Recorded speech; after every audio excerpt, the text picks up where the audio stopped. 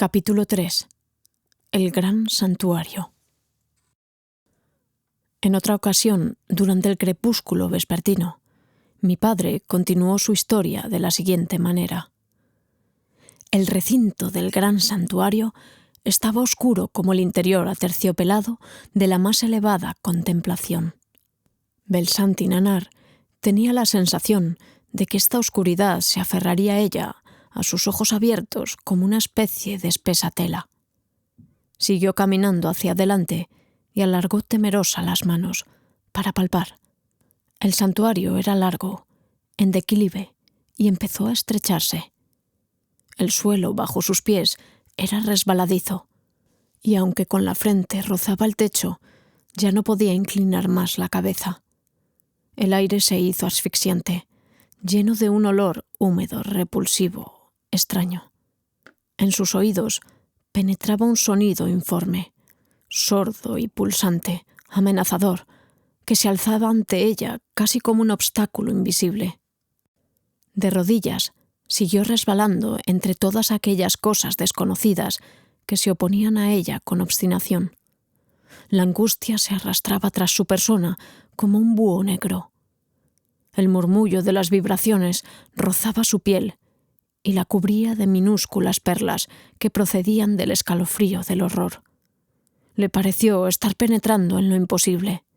Su cuerpo se estiró a lo largo en el estrecho círculo. Sus uñas arañaban convulsas, buscando un asidero para poder arrastrar tras ella la pesada carga. De repente, vio dos puntos de luz verde oscuro justo ante sus ojos, directamente frente a su rostro cubierto de sudor.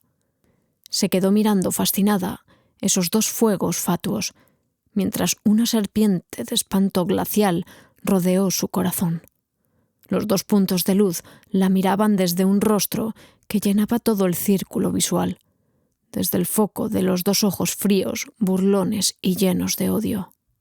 «¡Detente!», ordenó ese par de ojos a Belsanti Nanar, a medida que los rasgos iban iluminándose poco a poco en una luz verdosa. Era la piel escamosa y viscosa de un reptil que brillaba en el resplandor fosforescente de la corrupción. La nariz chata, semejante a unas aletas, se encontraba hundida en esa masa blanda que cambiaba de forma una y otra vez. Belsanti Nanar comprobó con horror que en medio de la frente tenía un ojo grande, cubierto de un párpado enfermo, cerrado y muerto. Un tercer ojo del que fluía pus sanguinolento. En el oscuro agujero de la boca del monstruo reinaba una animada vida. Gusanos negros que se contorsionaban enroscándose con los lomos de un verde brillante, que resplandecían con los colores de la sangre, se dedicaban a lo suyo en grandes y ávidas masas, pero en su descompuesta cabeza de espanto bullía una intensa y maligna vida.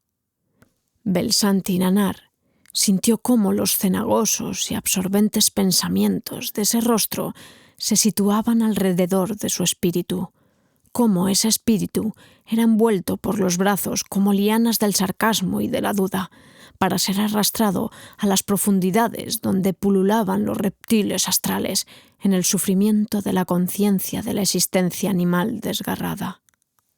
«Mira y fíjate», dijo el rostro en una muda sugestión.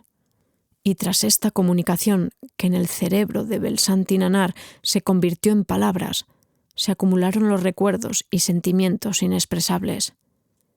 «¿Me reconoces por fin, después de decenas de años? A mí, a quien has negado, rechazado y matado, de quien huiste detrás de los 7 velos de la materia, por cuya causa derramaste en tu oído el plomo fundido de las voces de los hombres, por cuya causa hiciste cegar tu ojo a las luces de la tierra.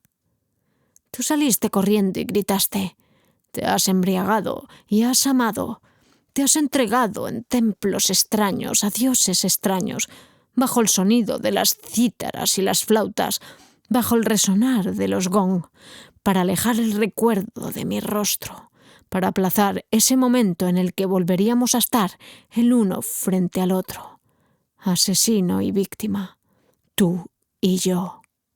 Si hubieras sabido que a través de la trampa del pequeño y del gran santuario salías a mi encuentro, si hubieras sabido que soy yo quien te llama, quien te atrae y te tienta, y que al final de este horrible camino no hay esclarecimiento alguno, no hay salvación, solo yo, únicamente yo, entonces habrías preferido arrojarte desde la torre del zigurat, para que tu cerebro, ese oscuro laberinto, se hubiera estrellado sobre los escalones de piedra del templo. Pero no lo sabías. El pecado del olvido se ha vuelto contra ti, y tú has venido, debilitada, siempre sedienta de nuevos conocimientos. Has venido para entregarte a aquel que, gracias a la espera, gracias al odio y a tu ilimitado temor, se ha fortalecido. A aquel que se alimenta de tu sudor, de tu sangre y de tus lágrimas, y ahora quiere luchar contigo por su propia libertad, por el camino de salida, por el poder sobre ti y contra ti. En el cuerpo rígido de Belsante y Nanar empezaron poco a poco a aflorar los vapores del recuerdo, y chocaron como pensamientos temblorosos contra las paredes interiores de su cerebro. Ahora ya sabía quién era aquel monstruo de 3 ojos. Era la fe que ella había rechazado, traicionado, la santidad que había condenado al infierno, la concentración de las fuerzas en el tiempo mancillada por la magia blanca convertida en negra, que ella, llena de horror y confusión, había rechazado, como una mujer que abandona el fruto prohibido de sus pecados en algún lugar ante una puerta desconocida, para pasar por la vida con más ligereza tan pronto como se haya librado de esa carga. Todo esto había sucedido hacía ya mucho tiempo, en su país de origen, antes de la gran destrucción, en la época en que reinaba el tercer ojo, cuando los seres vivían en el paraíso de los 3 mundos y por lo tanto no temían a la muerte. El tercer ojo, esa puerta de la visión mágica y del poder sobre la frente del ser humano, se convirtió en el cráter del infierno de la rebelión y de la caída, y la fuerza de los titanes se volvió contra ellos mismos y entre sí, a la vez que la serpiente de la sabiduría se convirtió en pasión en el mundo de los instintos. Bajo el ardiente cuerpo de la pasión fueron incubados los huevos de cobra del egoísmo, de la exclusión, de la depravación y de la destrucción. Los titanes veían el mundo espiritual, pero no tenían ninguna clase de experiencia con la materia, que contenía el placer absoluto y la tentación marcada por la muerte. Eran recién nacidos en el laberinto de la materia, y se perdieron en ella. Las fuerzas procedentes del cosmos que habían jurado con la ayuda del tercer ojo se hicieron cada vez más densas y destructivas, porque con su ayuda atacaban el círculo mágico del otro, al que había que arrebatarle aquello que deseara en un momento dado los sentidos envidiosos. El puro resplandor del radiante sol dio la espalda a la tierra, y los brazos de vampiro de los planetas apagados, que todo lo devoran y todo lo engullen, se abrieron paso a través del órgano trascendental, del tercer ojo de los seres errabundos, penetrando así en el mundo. Incluso la sacerdotisa consagrada fue arrastrada por aquella mágica tormenta.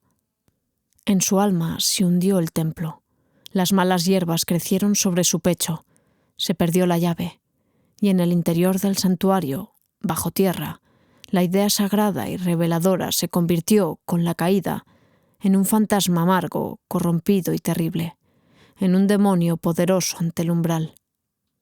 Cuando los jueces del cosmos consideraron llegado el tiempo de poner fin a este infernal espectáculo, una pequeña luna cayó y el fuego y el agua cubrieron con sus mareas la tierra. El titán rebelde fue expulsado del eterno paraíso del espíritu.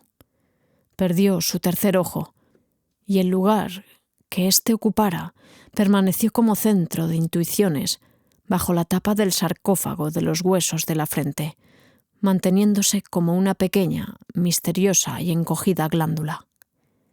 El titán se hizo hombre, Había experimentado el pecado y el sufrimiento.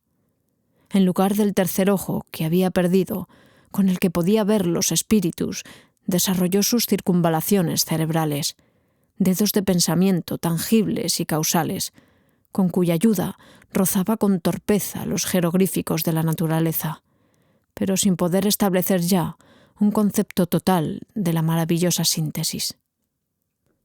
El cielo se cerró y un miedo mortal cayó con toda su insoportable carga sobre los hombres. Sus dedos de pensamiento palpaban con tenebrosa impotencia en la oscura nada.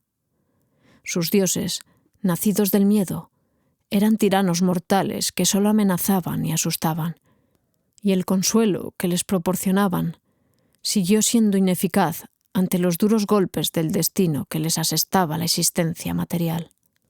Sus dos ojos ciegos ya no podían mirar más allá ni por encima de los muros de la prisión de la cuna y de la tumba. Pero la serpiente, que se deslizaba desde su cabeza y por su espalda hasta los lomos, les exigía cada vez nuevas víctimas del placer, vivas y llenas de sangre.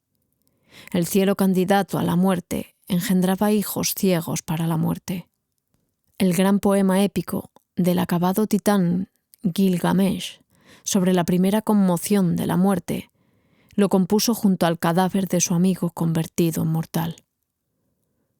Enkidu, amigo mío, el veloz asno, el asno salvaje de las montañas, la pantera de la estepa. Después de que nosotros, haciéndolo todo juntos, subimos a la cima de la montaña, nos apoderamos de la ciudad, matamos al toro del cielo. También asesinamos a Chumbaba, que vivía en el bosque de cedros. En los pasos de las montañas matamos leones. Amigo mío, a quien amé más allá de toda medida, que pasaste conmigo por todas las adversidades. Enkidu, amigo mío, a quien amé más allá de toda medida, que pasaste conmigo por todas las adversidades. Se ha apresurado a alcanzarte el destino de la humanidad. Por él lloré 6 días y 7 noches. No permití que lo enterraran, hasta que los gusanos cubrieron su rostro. Me horrorizó el aspecto de mi amigo. Me espantó la muerte y huí a la estepa. El caso de mi amigo me pesa tanto que corrí por lejanos senderos a la estepa. Enkidu, el caso de mi amigo que me pesa tanto que corrí por lejanos senderos a la estepa. Ay, ¿cómo voy a callarme? ¿Cómo voy a guardar silencio? Mi amigo, al que amaba, se ha convertido en tierra. Enkidu, mi amigo al que amaba, se ha convertido en tierra. Me acostaré también yo como él, para no levantarme por toda la eternidad. Sin embargo, bajo las aguas del recuerdo, en el vientre cenagoso del mar sumergido, esperaba en silencio el templo olvidado, cuya llave se había perdido y en cuyo santuario amurallado vagaba como un fantasma convertido en monstruo el dios muerto de los sacerdotes y sacerdotisas caídos. Belsantinanar supo de inmediato que se encontraba de nuevo en el templo olvidado. Ella había descubierto el acceso, perdido en la memoria de los tiempos, que ya había recorrido una vez, pero cuyo recuerdo habían borrado de su alma las manos del juez. Detuvo sus pasos ante la puerta del santuario convertido en prisión, ante la cual hacía guardia el culto negado y escarnecido, aquel demonio que había tomado forma a partir de la fuerza de sus propias fórmulas mágicas, de la fe que ella había repudiado y escarnecido. Belsantinanar sintió temor. Tenía un miedo que no se puede expresar con palabras, y a medida que su temor crecía cada vez más y se convertía en un férreo espanto, más vivo resplandecía el guardián del umbral en la luz fosforescente de la corrupción. Este salvaje horror, superior a cualquier sentimiento, estaba a punto de estallar en ella, convirtiéndose en pánico, en locura, en un grito enloquecido y estridente, cuando en su interior surgió desde las profundidades como la proa de un barco, la imagen de un diagrama que estaba grabado en las columnas del templo y que representaba al guardián de la puerta y a aquel sacerdote que lo venció iluminándolo con su lámpara y atravesando su corazón con una daga.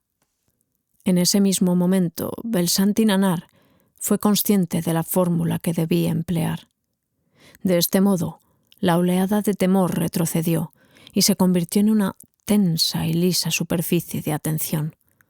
La luz de la lámpara empezó a ganar en intensidad y el rostro del monstruo empalideció. En medio de esa semioscuridad triste resonó la voz interior de Belsanti Nanar, que como una daga alzada brilló ante el rostro del demonio. ¿Cómo quieres vencerme tú, pobre sombra? A mí, que soy tu creador y señor. ¿Cómo podría la criatura vencer a su creador?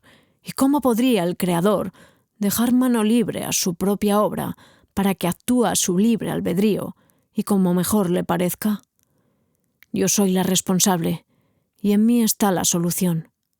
En ti me he encontrado ahora con una parte de mi ser, al que humillan mis antiguos pecados, pero que ahora quiero purificar. Quiero liberarlo en aquel Dios que habita en mí, no fuera de él ni contra él. Te liberaré, guardián, porque no te odio, solo te compadezco, y voy a hacerlo sin rechazarte, atrayéndote hacia mí, no huyendo de ti, sino saliendo a tu encuentro para estrecharte contra mi pecho. Acariciaré y lavaré tus heridas para que las llagas oscuras y purulentas se abran a la luz blanca y el tiempo que fluye se convierta en eternidad. Ven. De este modo el rostro empalideció, al tiempo que las escamas viscosas e hinchadas se convirtieron en cenizas secas para ir a caer ante la luz de la lámpara. Los dos ojos se apagaron, y detrás de la materia que se desintegraba, por un momento se hicieron visibles dos firmes trazos del cráneo, aunque éste también se desmoronó y se convirtió en nada, como el vaho. En el lugar que ocupa el guardián quedó una minúscula luz del tamaño de la cabeza de un alfiler, y en el interior de Belsanti Nanar se produjo un murmullo de devota alegría.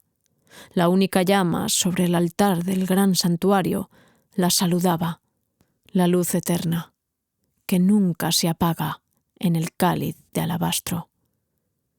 Belsanti Nanar se irguió en el interior de la sala que se había ensanchado. Su mirada contempló atónita el contorno liso de las enormes columnas y después se alzó hacia el manto de estrellas de la terciopelada bóveda celeste. 8 salas se alzaban unas tras otras, cada una mayor que la anterior. Sobre el altar de la octava se encontraba el cáliz de alabastro, con su solitaria llama, y detrás del altar el espacio se extendía hasta el infinito.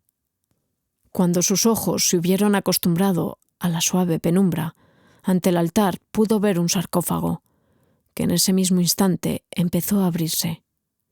El cuerpo joven y caliente de Belsanti Nanar intuyó con un escalofrío el frío y mortal contacto de la piedra. El olor mohoso de la cámara mortuoria le golpeó en la cara, y en su cuerpo percibió pequeños y desesperados gritos de espanto, como si cada partícula de su cuerpo, despertada a la vida, lanzara gritos de dolor, como si su sangre, carne y músculos, sumidos en el pánico de aquel miedo mortal, se amotinaran y lanzaran prolongados chillidos. Estos rebeldes del instinto vital tiraban de ella y la empujaban apartándola del sarcófago abierto. Pero Belsanti Nanar se mantuvo firme. Libró a su clara conciencia anímica de toda sublevación y ordenó silencio desde las alturas del sagrado objetivo. El escándalo cedió y se hizo el silencio, un silencio profundo, petrificado, un silencio cargado de esperanza. Belsanti Nanar se metió despacio en el sarcófago, se echó de espaldas y se tendió entre los brazos glaciales de la piedra. Su cuerpo se fue enfriando poco a poco y se quedó rígido. Sus párpados temblaron. Luego sus ojos se aquietaron también. Todavía pudo sentir cómo resbalaba su mandíbula y se abría su boca, y luego de repente, como empujada por una fuerza violenta, empezó a caer hacia el interior a una velocidad de vértigo. Su conciencia, a la que se aferraba convulsa, la abandonó. Las tinieblas la penetraron y la cubrieron como la cascada de agua cubre al que se está ahogando. Sabía que no debía perderse a sí misma, que tenía que orientarse, que debía recordar. ¿Pero dónde? ¿Pero hacia dónde? No, eso era falso. Tenía que pensar en el presente, la luz ante el altar, y detrás se abre el espacio, un enorme espacio interior. Se hace más profundo y se estrecha como un embudo. El cuello del embudo es estrecho. Ahora percibía que caía de cabeza en la abertura del embudo. Su conciencia empezó a estrecharse. Se convirtió en un punto minúsculo, inconmensurable, y se deslizó a través del estrecho anillo. Fue a parar a la corriente sanguínea de un universo enorme, gigantesco, ruidoso, sonoro, radiante, apresurado, borboteante, circulante, al cosmos del mundo inferior, donde los planetas, soles, sistemas solares, las vías lácteas y el torbellino de la nebulosa estelar ejecutaban la eterna danza de la muerte y la renovación. Sintió un inmensurable placer, el embriagador placer del poder, la sensación del absoluto concentrada en sí misma, y pudo percibir también cómo su conciencia crecía, aumentaba y atravesaba el cosmos. Estas fuerzas eran sus fuerzas. En ella, a través de ella, y por ella giraban, fluían, brotaban, barbotaban, morían las estrellas, los soles y los sistemas solares, y nacían de nuevo una y otra vez. Ella era la poderosa conciencia colectiva, la síntesis, el titán y la diosa de este universo, el torbellino que cantaba y cascabeleaba, radiante, ardiente y resplandeciente, penetrado de vida, era su creación, que se reflejaba en ella y que a través de ella adquiría un sentido. Todo era armónico, conforme a las leyes, integrado en un orden de imponente belleza, traspasado de incansable movimiento y de fuerza inagotable. Majestuosos acordes de satisfacción y de orgullo resonaron en ella acompañados de la jubilosa armonía de las esferas. Reinaba en inmensurables y majestuosas alturas sobre las cosas, y cuando miró hacia abajo, hacia la tierra, se desencadenó en ella la feliz revelación del último día de la creación. Y he aquí que era muy bueno. Y así siguió, a través de infinitas épocas, con los incansables torbellinos, giros y repeticiones del equilibrio. Y así cantó y sonó, así rugió, ardió y resplandeció la totalidad del universo en ella, a través de ella y a su alrededor. Hasta que poco a poco, con el paso de tiempos infinitos y repeticiones sin fin, aparecieron el agotamiento y el cansancio. Este cansancio se convirtió paulatinamente en indiferencia, en un gris aburrimiento, para luego dejar paso a una impaciente insatisfacción. En esos instantes ya no se sentía como un titán vencedor, como la feliz diosa del feliz universo, sino como la prisionera en un calabozo hecho de muros de piedra y rodeado por las cadenas de una ley primigenia. Como último motivo y conciencia colectiva, apareció la soledad de todo un universo glacial e indivisible. Más tarde, en esa soledad insoportable, en esa soledad desolada e irremediable, se inclinó hacia los átomos de su universo interior y empezó a acercarse a ellos, para buscar aquellos seres en los que podía reflejarse con su sensación de carencia. La imagen unitaria se desperdigó en fragmentos.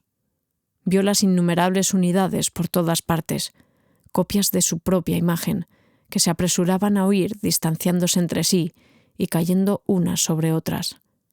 También vio cómo se empujaban, cómo luchaban, cómo se amaban, cómo rezaban, maldecían, parían y eran paridas, cómo morían y eran consumidas por la enfermedad y cómo toda forma que producía se descomponía a su alrededor. En su ser reconoció los mismos círculos, los mismos torbellinos que se repetían en su cosmos interior, y miró una a una cada unidad cerrada de aquel microcosmos interior, cuyos átomos llevaban en sí mismos la misma ley, que se repetía hasta la infinitud.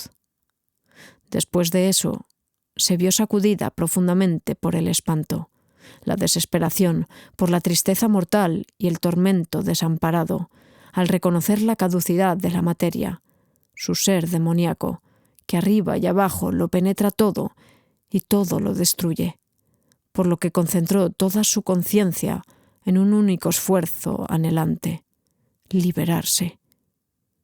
Pero, ¿hay una salida allí donde todo gira en círculos? ¿Hay escapatoria del brazo asfixiante de la serpiente que se muerde la cola? Su deseo de liberación se hizo cada vez más intenso y firme, y poco a poco se fue condensando en un centro de energía también más fuerte. Su conciencia se estrechó hasta convertirse en un único y penetrante rayo de luz, y se identificó con ese esfuerzo. Esa varita mágica, irrompible e inflexible, convertida en daga, encontró por fin aquella única y oculta ranura a través de la cual podía acceder desde aquel laberinto circular en espiral a algún otro lugar. El estado al que accedió recibe el nombre de la antesala de los Mesías.